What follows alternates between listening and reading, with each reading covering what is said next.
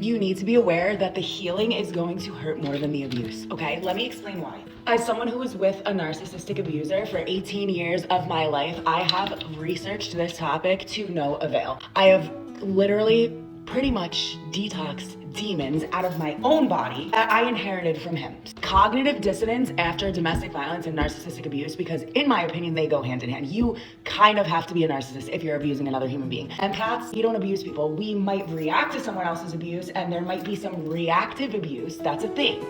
When you have cognitive dissonance, you are in survival mode, okay? You're not processing what's happening to you. I was in survival mode for this entire fucking relationship and I had no idea. I didn't know what a trauma bond was. I didn't know the chemical dependency that was happening in my brain because of the highs and lows of this relationship. I also got addicted to fucking heroin because of this relationship. The first 2 years were me trying to save him from his heroin addiction. I was a 3.8 GPA scholarship college student who had no clue that this motherfucker was even using heroin, okay? My friend's mom took me out to dinner and basically was like, hey, your boyfriend's using needles and I don't want you to get any kind of diseases. That's how I found out. When I tried to break up with him, he threatened to unalive himself multiple times, did certain acts that traumatized me and made me think he was gonna unalive himself. So that's how he kept the cord going, right? Whole time he's stealing money from me, lying, cheating, and then gaslighting me into thinking I'm crazy because I'm trying to address it.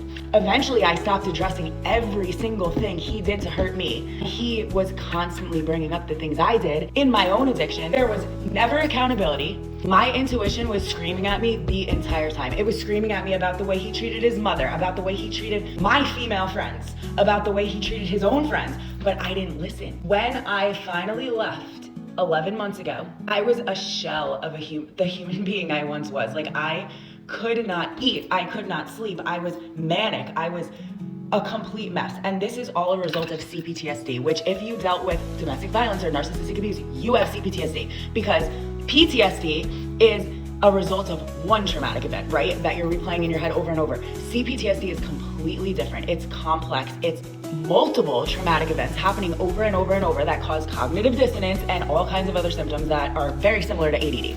Do your research. Understand what's happening inside your brain and your body. This is what helped me go no contact and finally walk away from this relationship for good. I am now 13 hours away from him and he, 11 months into this, we've been in domestic violence court, criminal court, and now we're in family court. And he is doing anything and everything in his power to take any little grain of information, twist it, and make me look bad. Meanwhile, he's not paid child support. I'm supporting his kids alone, but I am the villain. There is no accountability for the bones he broke in my body. There is no accountability for the fact that he strangled me multiple times, and that is breaking the law. Like, it's all my fault. I'm a demon because I tried to hold him accountable. I finally, for the first time in my life, went to the police to turn him in because every time someone else called when I was younger, I lied and said, that's not what happened. These people will never change. That's why they say if he hits you once, he's gonna hit you again. My mind was fucked because I thought the abuse was a result of the drug use. No, it was just a result of the disgusting human being he is. These people have demons attached to them. I've been asked before, do you think narcissism is a demonic spirit? I absolutely think narcissism is a demonic spirit. The more I understand myself as an empath, my own spirituality, spiritual warfare, because it's a real fucking thing. Narcissists are running our fucking world. Us empaths have been put down and shamed for centuries, right? Because we didn't know how to set boundaries. We didn't know how to stick up for ourselves.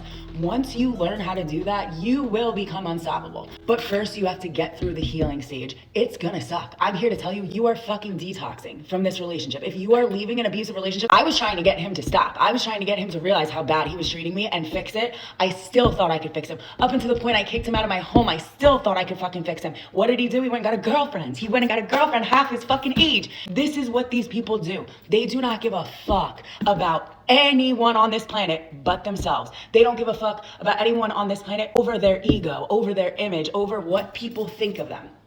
The entire custody battle that I'm in right now, he doesn't want custody of my fucking kids. He wouldn't even know what to do. He's never paid a fucking bill. I paid everything. I'm still paying everything. He doesn't even have a driver's license. Like, it is the most insane thing, but it's all to control me. It's all to keep me stuck in this cycle of his energy is still in my life. He's still siphoning happiness from me, but I don't let that happen anymore. I don't give him energy anymore.